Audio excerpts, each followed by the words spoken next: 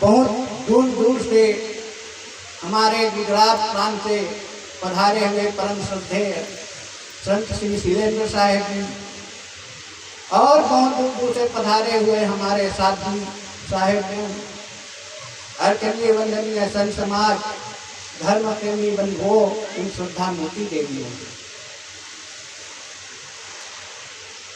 आज हम सब एक दिवसीय सत्संग कार्यक्रम के अंतिम दिन का प्रथम सत्र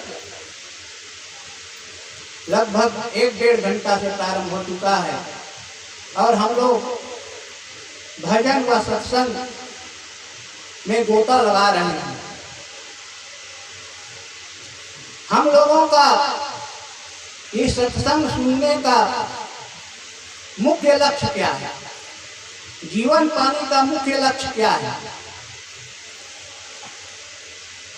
जीवन पाने का मुख्य लक्ष्य है सुख व शांति की प्राप्ति।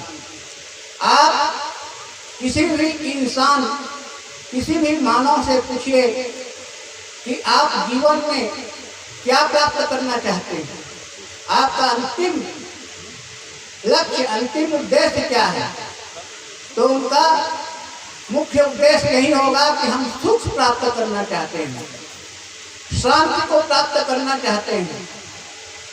लेकिन हमारे पास सब कुछ होते हुए भी हमें सुख क्यों नहीं मिलता है? हमें शांति का अनुभव क्यों नहीं होता है?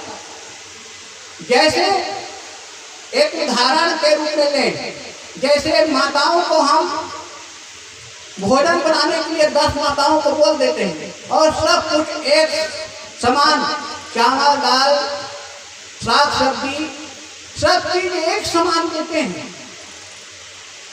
एक समान सब कुछ है, लेकिन भोजन एक समान बनाने के बाद भी जब खाएंगे तब सभी का जो स्वाद है अलग अलग रहेगा, एक समान नहीं रहेगा। सामग्री तो एक समान है, लेकिन जो खाने में जब हमको स्वाद जो मिलता है वो अलग अलग हो जाता है, क्योंकि उन माताओं के बनाने की जो विधि है, जो शैली है, वो अलग अलग प्रकार की है। इसी प्रकार हम सब लोगों के पास सब कुछ है, हम लोगों के पास अपार संपत्ति है, बहुत बड़े मंजिल में रह रहे हैं, सब कुछ है, ऐश्वर्य से परिपूर्ण है, लेकिन हमारे जीवन में शांति का अनुभव क्यों नहीं हो रहा है? क्योंकि हमारा जो जीवन जीने की शैली है वो अलग हो गई है। इसलिए हमको अगर जीवन में सुख व शांति का अनुभव करना है, जीवन को स्वर्गमय बनाना है, तो मैं 5 सूत्र को बताने जा रहा हूँ, आप लोग ध्यान से सुनिए। वो 5 सूत्र क्या है?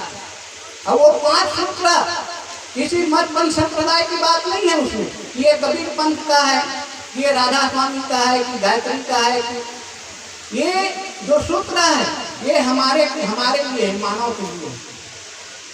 तो पहला सूत्र है, पहला मंत्र है, दिल को ठंडा रखिए, दिमाग को ठंडा रखिए।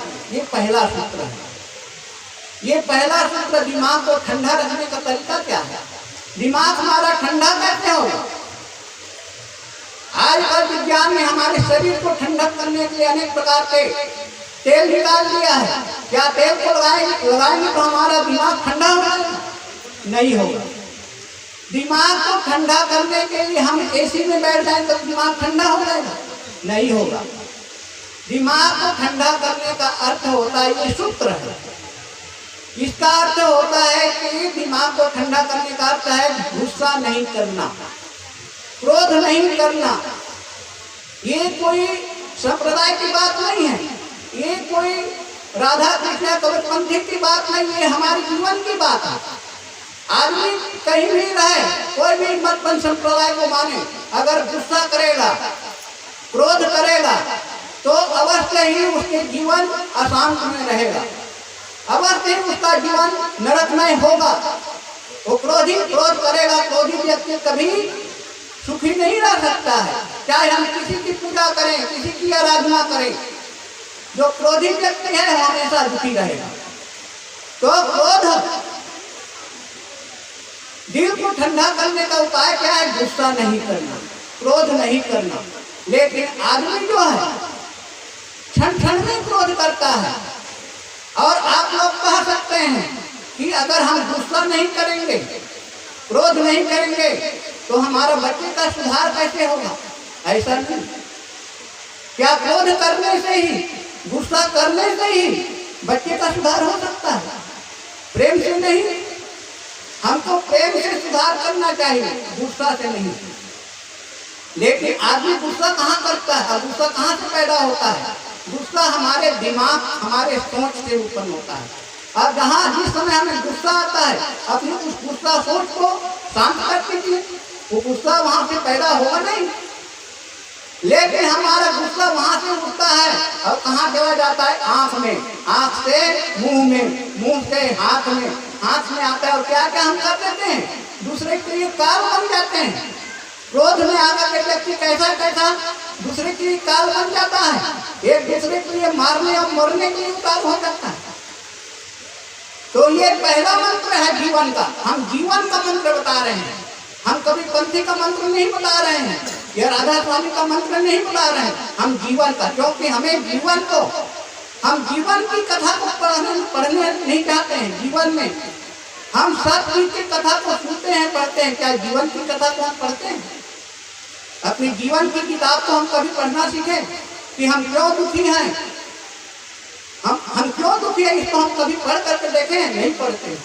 इसीलिए हमारे जीवन में दुख ही दुख है, चिंता ही चिंता है। इसलिए सबसे पहली सूत्र है, पहला सूत्र है दिमाग को ठंडा रखिए। दूसरा सूत्र क्या है? जेब को गर्म रखिए। जेब को गर्म कैसे रखना है? जेब हमारा गर्म कब होगा? ये सूत्र है ना, उस सूत्र को आप जीवन में हल करिए, और जो हल करने के बाद शेष बचेगा वो सुख और शांति, वही सुख और शांति है। तो जेब को गर्म कब हो हमारा जेब? जब हमारे जेब में 1000 रुपये रहे तभी गर्म होगा क्या? ऐसा नहीं। ये सूत्र है। जेब को गर्म रखने का अर्थ होता है परिश्रमी होना, मेहनती होना। जो आदमी मेहनती नहीं होता है, परिश्रमी नहीं होता है, उसका जेब ही हमेशा खाली रहता है। लेकिन जो परिश्रम करता है, मेहनत करता है, उसका जेब हमेशा गर्म रहता है। और हमारे जीवन में पैसा की बहुत आवश्यकता है, हम लोगों को भी पैसा की आवश्यकता है। तो पैसा के लिए हमको क्या करना होगा? मेहनत करना होगा, परिश्रम करना होगा।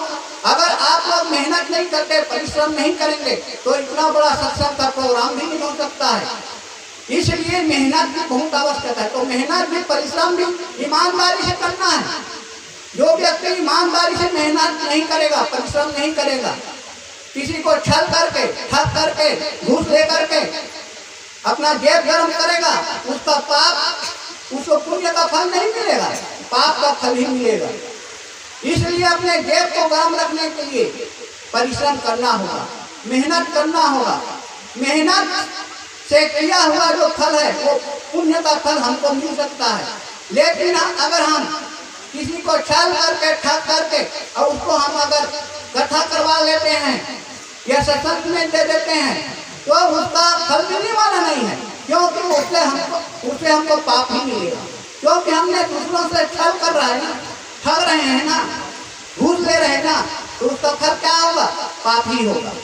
इसलिए मेहनत करिए, परिश्रम करिए, तो हम कभी गरीब नहीं हो सकते, हमेशा अमीर ही रहेंगे। तो ये जीवन का दूसरा सूत्र है। दूसरा सूत्र, जेब को गर्म रखिए। तीसरा सूत्र क्या है? जुबान को नरम रखिए। ये तीसरा सूत्र है। हम जुबान से कभी नरम बोलते ही नहीं है। आदमी हमेशा कड़ा वाणी बोलता है, अहंकार पूर्वक बोलता है, ठग करके बोलता है।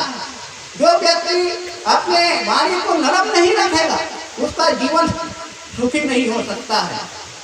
इसलिए हमको क्या करना है? अपने जुबान, हम जो बोल रहे हैं उसको विनम्रता पूर्वक बोले।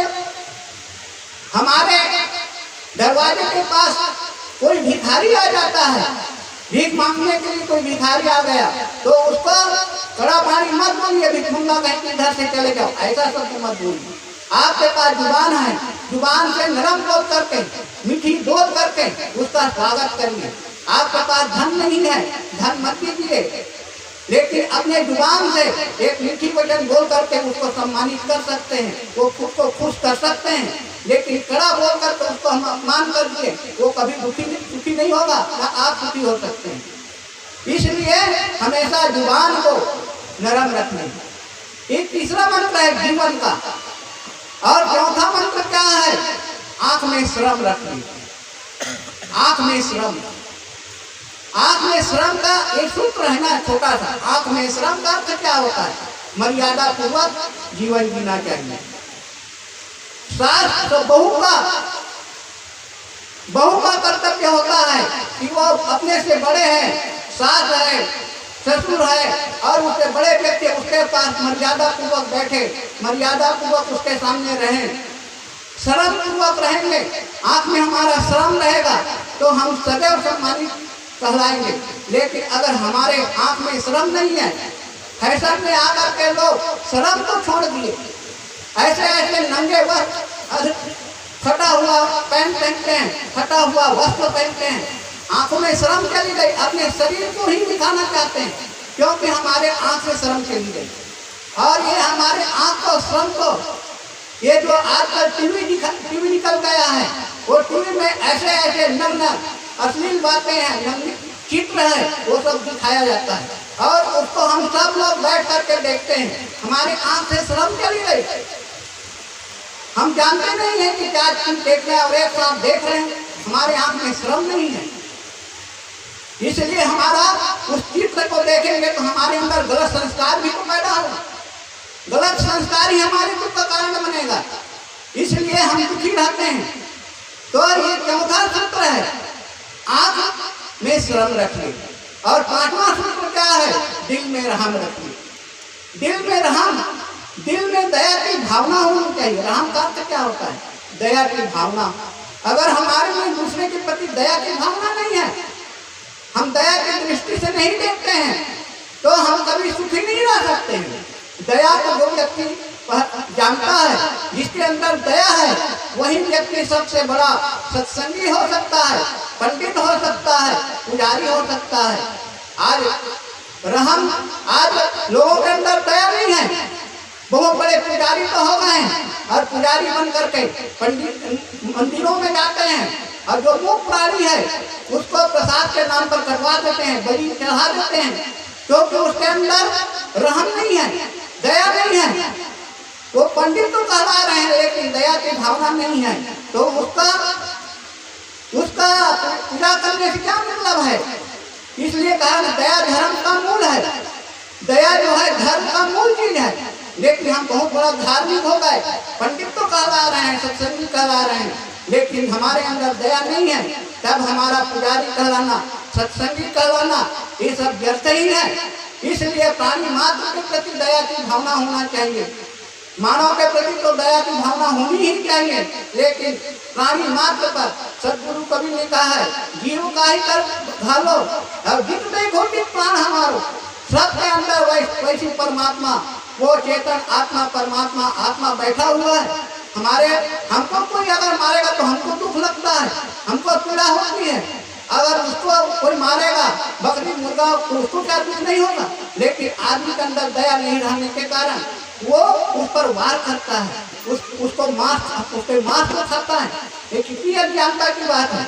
ऐसे लोग कभी जीवन में सुखी नहीं हो सकते, ऐसे लोगों का कभी कल्याण हो नहीं सकता है।